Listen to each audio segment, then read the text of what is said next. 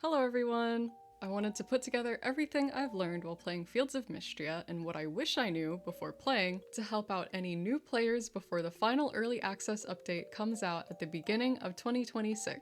Hopefully this video helps you out or teaches you something new if you've already played the game. There will be spoilers in this video, so proceed at your own discretion. Let's not waste any time and just get into it. First off, let's discuss some quality of life features I feel are worth mentioning. One of the most important things to do when first booting up Fields of Mystria is going into your settings, under controls, and setting your keybind for repeated tool use. Instead of clicking multiple times to use your tools, you instead can just click and hold to repeat the action. I would also highly recommend changing the in-game scale to 2x to increase your field of view and make the map more visible. Changing the in-game scale to 1x provides a wider field of view that helps when searching for bugs or artifact spots, so keep that in mind. Something worth mentioning is that you're able to jump and swim. I think this is very easy to forget if you've played other farming sims like Stardew Valley. Jumping and swimming opens opportunities for exploration and combat as you progress through the story, so be on the lookout for perks that open up those opportunities, such as the Tier 1 combat skill perk Jump Attack and the Tier 1 archaeology skill perk Sunken Secrets. Let's move on to some more gameplay-centric tips. As you play through Fields of Mystria, you will gradually unlock tools as the game progresses and by default start off with a sword. Day 1, you will obtain the hoe and watering can gifted to you by Celine and Hayden. Day 2, you will obtain the axe and pickaxe from Ayland and Ulrich. Day 4, you will get a quest from Luke to obtain the bug net. It's worth mentioning, there are some tools that you won't get through the story alone, such as the fishing rod, which is purchasable at the beach from Tirithia. Although I would urge you not to buy the fishing rod as you can eventually craft it and the shovel for free once you gain access to the mines when you reach town level 10. As a little tip, when you get the energy potion reward, wait to use it until you're low on energy. It'll give you a boost and fill you all the way back up to full. It's also worth mentioning that March gives you a free infused copper hoe during his 2 heart events, so you won't need to upgrade the hoe for a little bit. In the beginning of the game, you will be quite strapped for tesserae, which is the in-game currency, so saving where you can will be very important early on. While on the topic of tools, I would like to suggest an order to upgrade them as you progress through the levels of the mines. To make things simple, I'll list the tools in order, then explain my reasoning afterward if you would like to skip over this section of the video.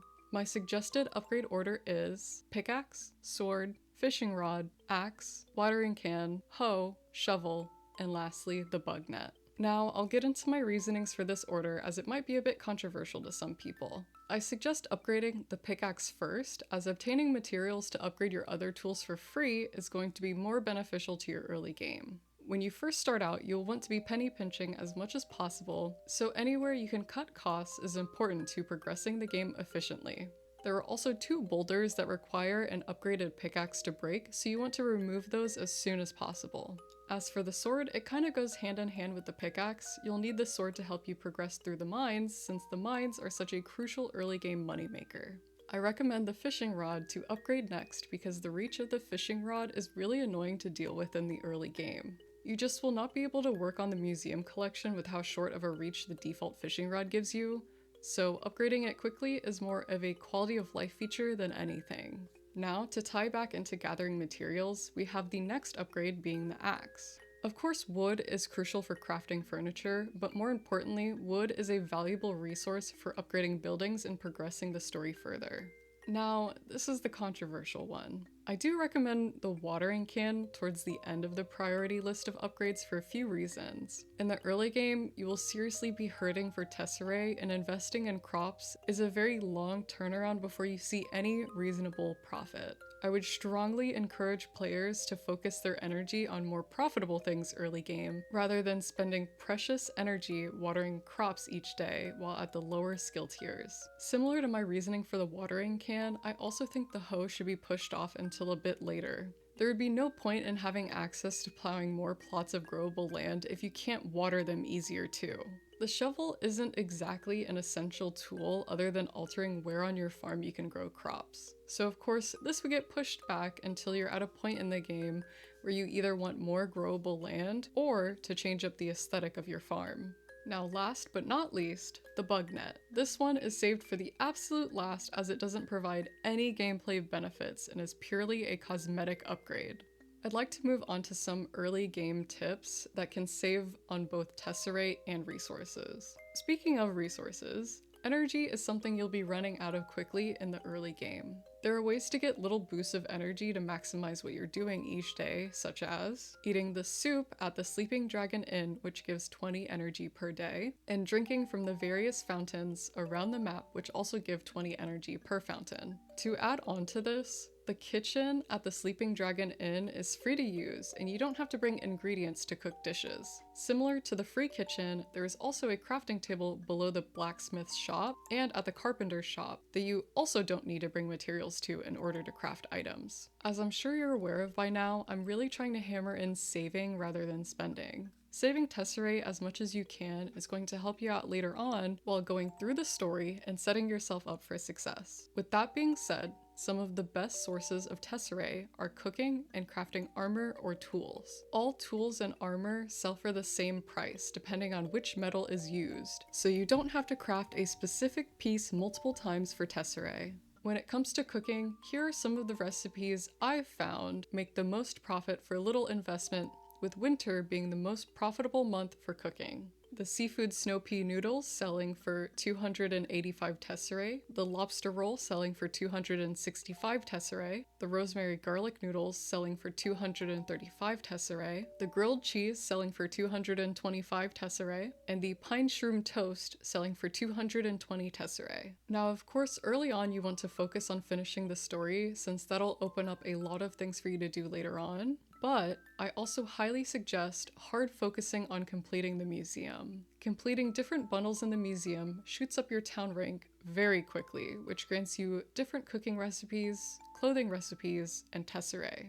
A little bit more of a general tip, but try keeping around 2 to 4 of every item you come across. This tip is more to help prevent you from doing too much backtracking and also helps completing town requests, since you'll always have the items to finish them quickly. To add on to that, make sure you ship at least one of every crop or forageable item you come across, since you'll likely get a cooking recipe that ties into the item you shipped. Now, I know it's tempting, but try to hold off on decorating your farm. As you progress through the game, you're going to gather a lot of different crafting recipes and see lots of different furniture sets. Wait until you find more recipes before using up your resources early on decorating. I know I wasted a lot of resources changing up the aesthetics of my farm, only to regret it later when discovering new furniture sets that I liked better. Moving on, I'd like to give some tips on the skills in the game and how to utilize them better or level them up quickly.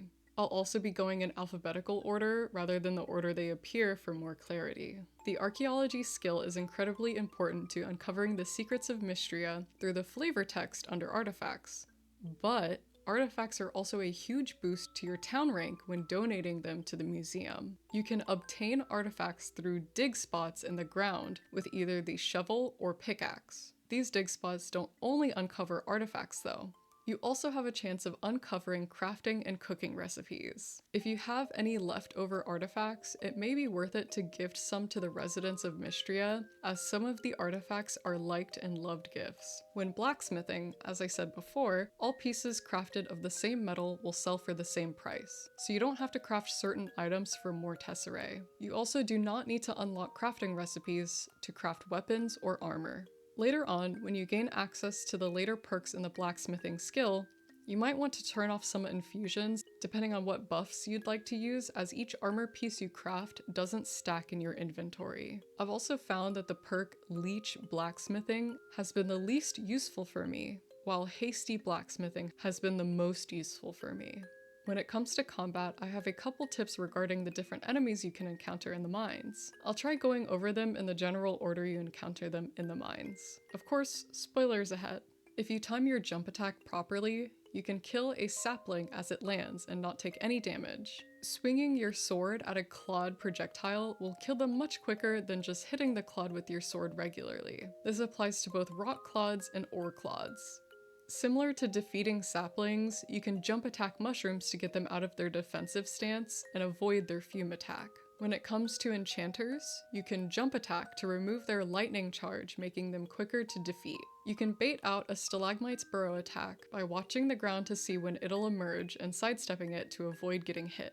Using the tier 4 combat skill perk, Sonic Boom, you can make the Essence Bat's Sonic Attack damage other enemies around you, taking out multiple enemies at once. If you feed mimics instead of attacking them, they drop items like crafting recipes, cooking recipes, and clothing recipes. For flame spirits, just run around to wait out their flame projectile before attacking them.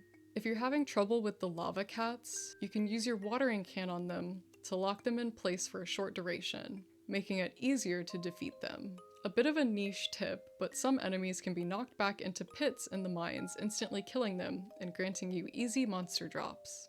A more practical tip is that you can swing your sword at a chest to open it. If you're struggling with energy early on, you can utilize the tier 1 cooking perk, Restorative Cooking, to gradually fill your stamina up over time.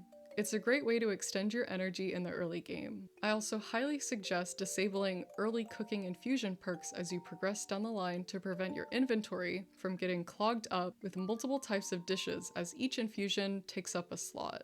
This one might be considered an exploit by some people, so feel free to not use it if you're not comfortable with it, but you can quickly level up your farming skill by tilling the ground or watering tillable land over and over again to gain experience. When you're looking for specific fish while fishing, you can leave and re-enter areas to reset the fish in a certain area to make searching for a specific fish much easier.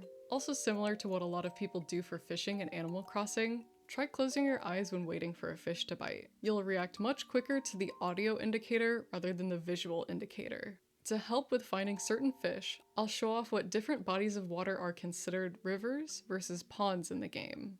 All of the ocean fish can be caught on the beach, to the left of Sweetwater Farm, and to the left of the Western Ruins. River fish can be caught in the Narrows, on your farm, in Mystria, and to the right of the Eastern Road. Pond fish are only found in the pond to the left of Adeline and Aylin's house, and the bottom of the Eastern Road.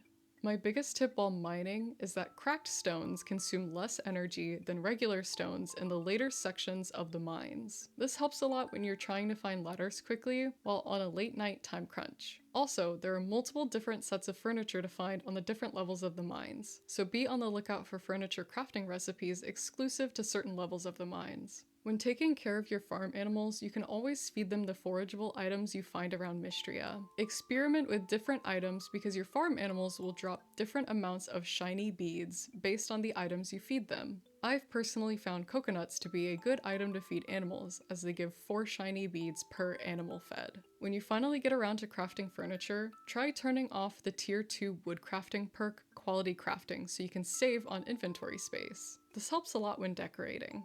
Finally, to end off the video, I want to share some general tips I think will help out players just as much as they helped me out. Buy the inventory upgrade as soon as possible. It makes things so much easier later on. If your inventory is full, you can leave items on the ground or throw items on the ground with G. The items will still be there for a few days, so you can come back and grab them once you have more inventory space. You don't need to save your essence in the early game since you'll be getting so much of it while playing, so spend your essence liberally on unlocking perks in the skill trees. While crafting, you don't need to bring items from your chests in order to use them. However, if there are items you don't want consumed while crafting, you can place them into a chest and lock the chest to keep those items as is. Consider checking Baylor's cart every day as the inventory refreshes daily. You might get some items that you don't have access to yet or haven't obtained before. When rearranging your farm buildings, you can keep your animals on Hayden's farm in the daycare.